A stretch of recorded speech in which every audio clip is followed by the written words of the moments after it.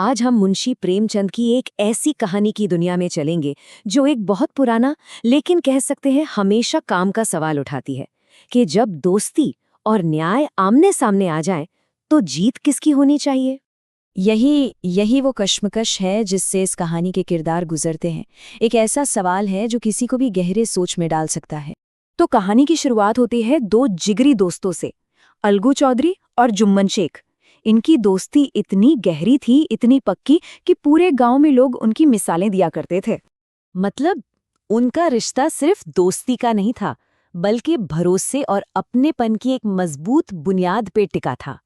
ऐसा कहा जाता था कि वो एक दूसरे के लिए कुछ भी कर गुजर सकते हैं। उनकी दोस्ती में कोई शर्त थी ही नहीं। पर जैसा अक्सर होता है, जिंदगी ने एक ऐसी करवट ली कि उनकी ये दोस्ती एक ऐसी कसौटी पर आ खड़ी हुई जिसकी उन्होंने कभी कल्पना भी नहीं की थी। तो हुआ ये कि जुम्मन की एक बूढ़ी खाला थी। उन्होंने अपनी सारी जायदाद इस वादे पर जुम्मन के नाम कर दी कि वो उनकी देखभाल करेगा। लेकिन ये वादा जल्दी ही टूट गया और बेबस खाला को इंसाफ के लिए पंचायत का दरवाजा खटखटाना पड़ा। और यही कहानी में एक जबरदस्त मोड़ आता है। खाला ने पंच के तौर पर किसी और को नहीं बल्कि जुम्मन के सबसे गहरे दोस्त अलगू चौधरी को ही चुन लिया। अब सोचिए, अलगू के लिए ये कैसा धर्म संकट रहा होगा। लेकिन न्याय की उस कुर्सी पर बैठते ही अलगू ने अपनी दोस्ती को परे रख दिया और ये ऐलान किया, क्योंकि उस पद पर बैठकर न कोई दोस्त होता है और न ही कोई दुश्मन। अब वक्त था फैसले का, एक ऐसा फैसला जो सिर्फ एक मामले को नहीं बल्कि एक गहरी दोस्ती के भविष्य को भी तय करने वाला था। अलगू का फैसला बिल्कुल साफ और निष्पक्ष था। उसने कहा, जुम्मन या तो अपनी खाला की ठीक से देखभाल करे या फिर उन्हें हर महीने गुजारे के लिए भत्ता दे।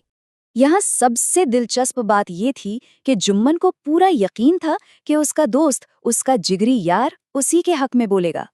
लेकिन अलगू ने दोस्ती को नहीं बल्कि अपने कर्तव्य को चुना और इंसाफ का साथ दिया। और इस फैसले का नतीजा बहुत दर्दनाक निकला। वो अटूट दोस्ती एक झटके में बिखर गई।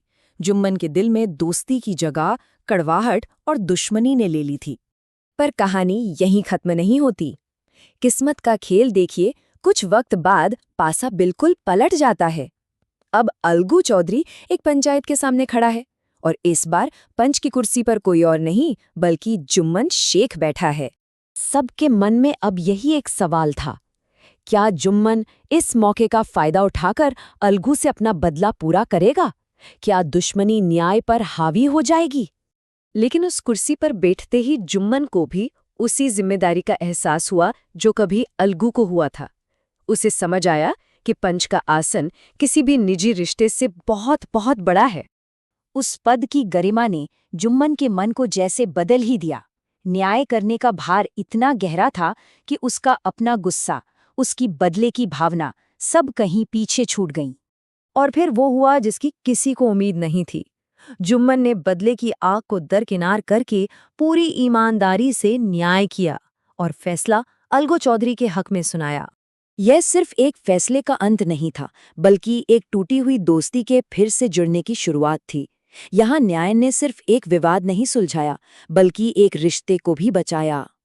फैसले के बाद जुम्मन ने अलगू के पास जाकर जो कहा, वही इस कहानी का दिल है, उसकी आत्मा है। कि आज उसे एहसास हुआ कि न्याय का पद दोस्ती से भी कहीं ज्यादा ऊंचा है। उनकी आंखों में आंसू थे, पर ये दुख के नहीं बल्कि एक दूसरे को समझने और सम्मान देने के थे। और उनकी दोस्ती इस परीक्षा के बाद पहले से भी कहीं ज्यादा मजबूत हो गई थी।